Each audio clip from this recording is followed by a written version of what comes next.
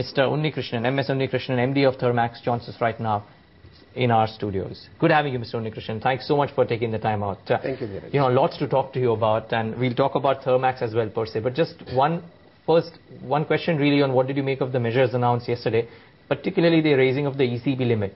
Let's assume you had the option or you wanted to go ahead and raise some money via the external commercial borrowing route. Would you do that right now, given what the currency is doing? Certainly, because even with the spread to be taken for the foreign exchange volatility, it still makes sense. But if I got to say that this is going to be the ultimate and everything is over with this, things are going to be drastically changing, I think we are mistaken in that. It's a move in the right direction. We need to be doing many more initiatives to ensure that things do improve. Specifically to talk about the GSEC, which is increased by $5 billion limit increase, the current limit itself is underutilized. So putting another $5 billion is not going to make an immediate change. So my opinion is don't expect any immediate improvements, visible changes to happen.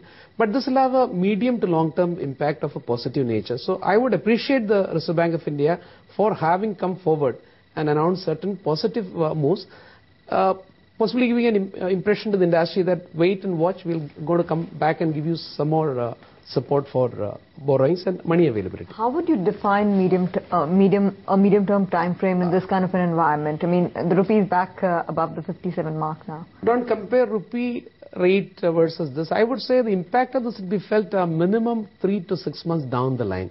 Because for an organization to get ready for an ECB to be taken charge of and the procedures to be followed thereafterwards. And again, a lender should also feel that I want to give money to India. So this alone is insufficient.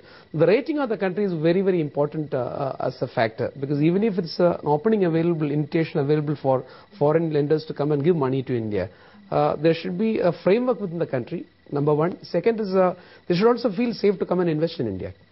The rating not only at the sovereign level but even at the corporate level is important. And you know, when we were discussing yesterday about the limit for infrastructure bonds or the lock-in period being reduced, the question really was, is there enough demand for such paper given the kind of IRRs that infrastructure or engineering companies are quoting at, or promising to give? There are a segment of the industry which may be able to borrow because they are above the water level.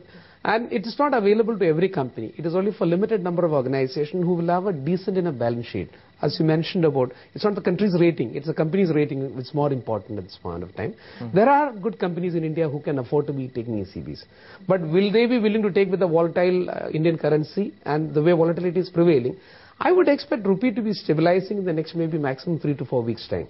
It can't be the same volatility continuing. It will stabilize at 58, 59. Okay, let's take the worst case 60. It can't go beyond that. So it stabilizes at some level. Then somebody would take a decision. So it's in the right direction. Well, 2 months back, people were saying the rupee can't go below 56.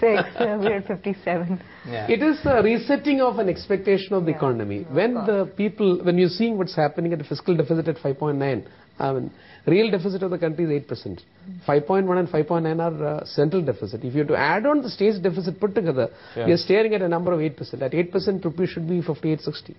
That's the reality. The problem, Mr. Unnikrishnan, is that it doesn't seem to be getting better. If you speak to skeptics at least, let's not speak about the optimists, but it doesn't seem to be getting better.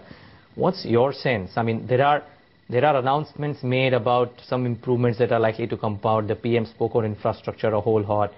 But question mark is a month and a half down the line. There aren't any moves that have been taken, at least when interactions with corporate India seems to suggest that.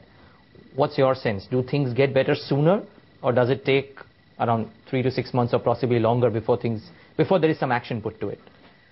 Actions have to start, it's already late, so actions are already starting. But how much time would it take for it to be having a visible impact on the economy and for all of us to be feeling it? I wouldn't put it 3 to 6 months time. It is not less than 18-month period. Because the slowdown which has happened for almost 4 to 5 quarters, if you expect an economy of our size, so diverse, can be turned around in a quarter, it's impractical. You can turn around an economy of Singapore in a quarter. Sure. You cannot turn around the Indian economy in a quarter. So what do companies do then? I mean, I was just looking at, a slew of reports that have come out, your own interactions to the media over the last month. For yourself in particular, you mentioned that, say, for example, order inflows, you have maintained an optimist outlook. I believe 10 to 15% growth is what you're suggesting. Yeah. But clearly, there'll be some bit of slowdown or negative growth in the power segment. Yeah. Would upticks in EPC, for example, be strong enough to be able to withstand all of that and give you a 10 to 15% uptick? I don't expect a substantial improvement in the first half of the current year. All these initiatives which we are seeing, which I am measuring as positive, are going to have an impact in terms of newer projects getting announced in the next 2 quarters' time. Thereafter, EPC orders to be concluded, I should be expecting that it would take not less than another 1 or 2 quarters. So improvement in Indian infrastructure projects are going to be visible to all of us, maybe 2 to 3 quarters down the line. So H1 is already a lost story for all of us. Okay. H2 is what you're looking forward to an improvement. So combination of H1 plus H2. Because H2 last year was really bad. Right. So I'm comparing that H2 with the new H2 which I'm expecting with all the initiatives that are expected. You should say positivity. You think the current quarter is a bit of a washout? For companies at large? Engineering industry specifically. Consumption or in industry are not doing so bad. Let's not be writing it because you may find an aberration in terms of a month or maybe a quarter also. Because everybody is worried about FMCG is going to be reporting negative. I'm not unduly worried.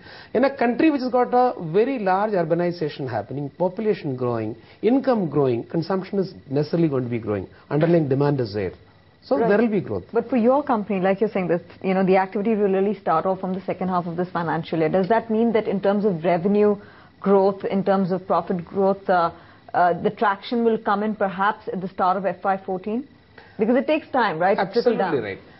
See, we opened the current year with a lower, 25% lower order carry forward in comparison to the previous year. So, me expecting that I'm going to be having a revenue accretion for the current year is a pipe dream. It won't happen, which I already clarified. Current year we are heading for a reduction in top line. But order booking should necessarily improve.